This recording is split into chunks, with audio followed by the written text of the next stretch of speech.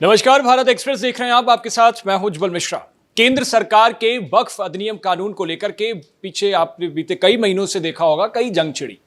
कई विपक्षी दलों, जिन राज्यों में उनकी विपक्षी दल की सरकार थी, उन्होंने केंद्र सरकार के इस अधिनियम को मानने से साफ तौर पर अपने राज्यों में लागू करने से इनकार कर दिया था।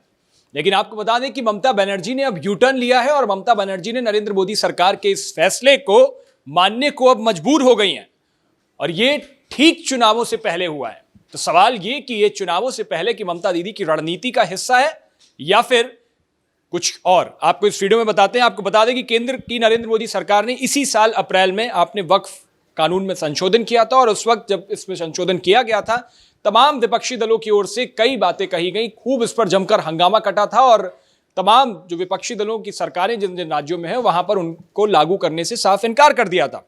और उस वक्त संशोधन में कई प्रावधान जोड़े गए हैं जिनका विपक्षी दलों और उनके द्वारा शासित राज्यों में जमकर विरोध भी हुआ था। अब पश्चिम बंगाल की मुख्यमंत्री ममता बनर्जी ने तब बहुत आक्रामक तरीके से इसका विरोध किया था और आपने देखा होगा उन्होंने कई खुले मंचों से साफ तौर पर कहा था कि वो इस संशोधन जो हुआ है उसको अपने राज्य में लागू नहीं होने देंगी। साफ तौर पर उन्होंने आक्रामक तरीके से इसकी मुखालफत की थी। लेकिन अब उनका रुख इस कानून को लेकर साफ तौर पर बदल गया है। ममता बनर्जी की सरकार ने वक्फ संशोधन कानून 2025 को लेकर बंगाल में लागू करने को दिशा निर्देश जारी कर दिए और वक्फ संपत्तियों को जो केंद्रीय पोर्टल है ummid-minority.gov.in पर उस पर अपलोड करने को लेकर एक डेडलाइन भी फिक्स कर दी है। प्रदेश के माइनॉरिटी डिपार्टमेंट की ओर से 8 पॉइंट्स का एक प्रोग्राम भी जारी कर दिया गया है। अब ये 8 पॉइंट्स का प्रोग्राम क्या है, पहले ये आपको बता देते हैं। जो 8 पॉइंट्स का प्रोग्राम माइनॉरिटी डिपार्टमेंट की तरफ से पश्चिम बंगाल सरकार की तरफ से जारी हुआ है, उसमें पहला कि वेबसाइट जो कि उम्मीद पोर्टल है ummid.gov.in उसको देख लें और उससे परिचित हो जाएं। दूसरा, संबंधित मुतव्वलियों, इमामों, मदरसा शिक्षकों को शामिल करते हुए उनकी मीटिंग्स, कार्यशालाएं आयोजित करें ताकि वे केंद्रीय पोर्टल पर अपनी इस विवरण को जल्द से जल्द अपडेट कर सकें।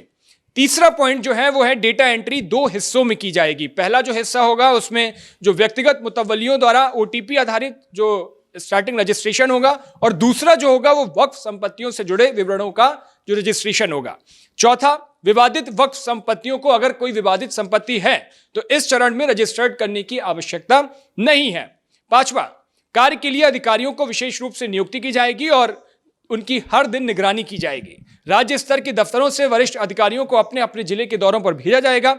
8 जिलों में हेल्प डेस्क बनाए जाएंगे और बाकी जिले भी ऐसे ही हेल्प डेस्क अपने अपने बना सकते हैं। 8वां, राज्य वक्फ बोर्ड की ओर से हर दिन दोपहर 2 बजे से 4 बजे तक एक वर्चुअल मोड में ट्रेनिंग प्रोवाइड कराई जाएगी जिससे राज्य भर के सभी दफ्तरों के लोग जुड़ सकते हैं। आपको बता दें कि केंद्र सरकार के इस वक्फ संशोधन अधिनियम 2025 को लागू करने से महीनों तक ममता बनर्जी इनकार करती रही, लेकिन अब आखिरकार पश्चिम बंगाल की सरकार ने, ममता बनर्जी ने इसको लेकर के मंजूरी कर दे दी है और अपने यहां कानून लागू करने पर सहमत भी हो गई हैं। अधिकारियों के मुताबिक राज्य सरकार ने सभी जिलों को यह निर्देश दिया है और राज्य की लगभग 82,000 वक्फ संपत्तियों का विवरण 5 दिसंबर की आखिरी तारीख से पहले केंद्रीय पोर्टल पर अपडेट कर दिया जाएगा। यह कानून इसी साल अप्रैल में संसद के दोनों सदनों में पारित हुआ था। बंगाल के अल्पसंख्यक विकास विभाग के सचिव PV सलीम ने सभी जिला मजिस्ट्रेटों को पत्र भेज दिया है और हर जिले की वक्फ संपत्तियों की जानकारी तय समय में ummid-minority.gov.in पर अपलोड करने की बात कही है। और जो 8 पॉइंट्स प्रोग्राम मैंने आपको बताया, इस प्रोग्राम को भी इस लेटर के साथ सभी को भेज दिया गया है। अब ममता बनर्जी सरकार का यह फैसला चुनावों से चूंकि ठीक पहले है तो इसे बेहद अहम माना जाना है और यह कहा जा रहा है कि उनकी रणनीति का एक बेहद अहम हिस्सा है, क्योंकि मुख्यमंत्री ने तब खुले मंच से यह कहा था कि वे इस कानून को किसी भी कीमत पर बंगाल में लागू नहीं होने देंगी। अब कानून पेश किए जाने के बाद बड़े पैमाने पर राज्य में उस वक्त विरोध प्रदर्शन भी हुए थे।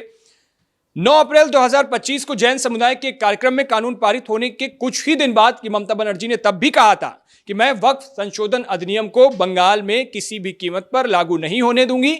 हम यहां 33% मुसलमानों के साथ रहते हैं और उन्हें सुरक्षा देना जिम्मेदारी है।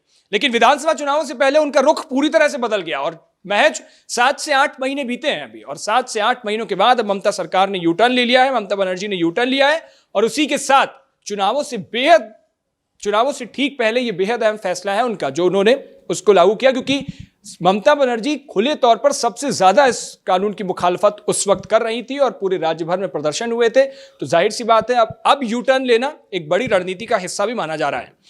अब इस संशोधित कानून के मुताबिक जो वक्फ बोर्ड और ट्रिब्यूनल में गैर मुस्लिम सदस्यों को शामिल किया जाएगा।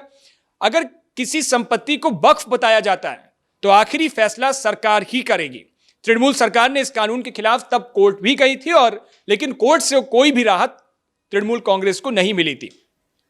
कानून की धारा 3B के मुताबिक देश की सभी रजिस्टर्ड वक्फ संपत्तियों की जानकारी 6 महीने के भीतर केंद्र के पोर्टल पर डालना अनिवार्य है।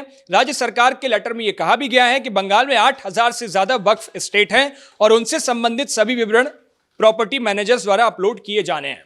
तो बेहद अहम ये फैसला ममता बनर्जी का है और इसके बाद ये देखा जाएगा कि जिन 33% मुस्लिमों की बात ममता बनर्जी कर रही थी उस वक्त मुखालफत करते हुए, अब ममता बनर्जी का यू टर्न, क्या वो मजबूर हो गई और क्या उन्हें लगा है कि शायद उनका जो वोट बैंक था वो छिटकने वाला था, उससे पहले उन्होंने अपने राज्य में इस कानून को लागू किया, क्योंकि चुनावों के दौरान, चुनाव प्रचार के दौरान मंच से कई ऐसी बातें उठेंगी और कई बातों का जवाब देना पड़ेगा। आपकी इस पूरी खबर पर क्या राय है? अपनी राय हमें कमेंट बॉक्स में जरूर बताएं। देश और दुनिया की बाकी तमाम खबरों के लिए देखते रहिए भारत एक्सप्रेस।